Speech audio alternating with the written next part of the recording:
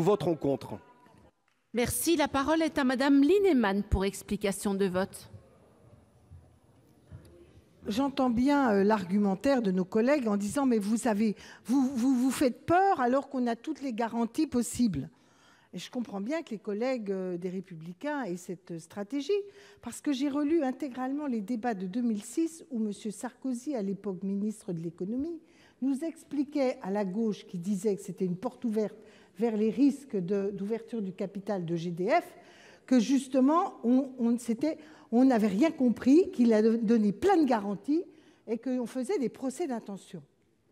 Et donc je comprends bien que vous ayez des garanties qui ne vous inquiètent pas, parce que vous n'avez pas été inquiet à l'époque, et on voit bien qu'aujourd'hui, par la construction de Engie, qui ne s'appelle plus GDF, vous avez réussi à, certes, peut-être faire une belle entreprise en général, mais pas améliorer le service public du gaz dans ce pays au regard du prix, en particulier du gaz. Indépendamment des cours mondiaux, la comparaison, et UFC Que Choisir a fait des études très particulières là-dessus.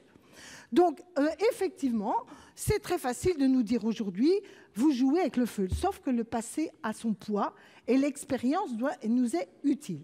Si encore, Madame la Ministre, il y avait un argumentaire précis qui montre qu'en changeant de statut en SA totalement public, tout ce que vous avez dit, on avait des vraies capacités d'emprunt, des vraies capacités d'investissement supérieures, une vraie amélioration des conditions de réalisation du service public, ça pourrait se discuter.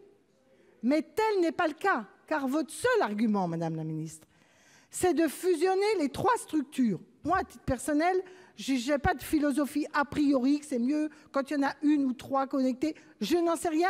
À la limite, je peux vous faire confiance dans l'idée de faire quelque chose d'unifié. Mais dans ce cas-là, faites un EPIC unique. Et donc, à partir de là, soit vous considérez que les structures publiques sont par nature lourdes, inopérantes, et à terme, ça veut bien dire que vous voulez les changer, soit vous êtes en train de nous expliquer que vous avez choisi la société anonyme parce qu'elle vous donne des libertés pour l'avenir, et c'est bien ce qui nous fait peur. Merci. La parole est à Madame Assassi.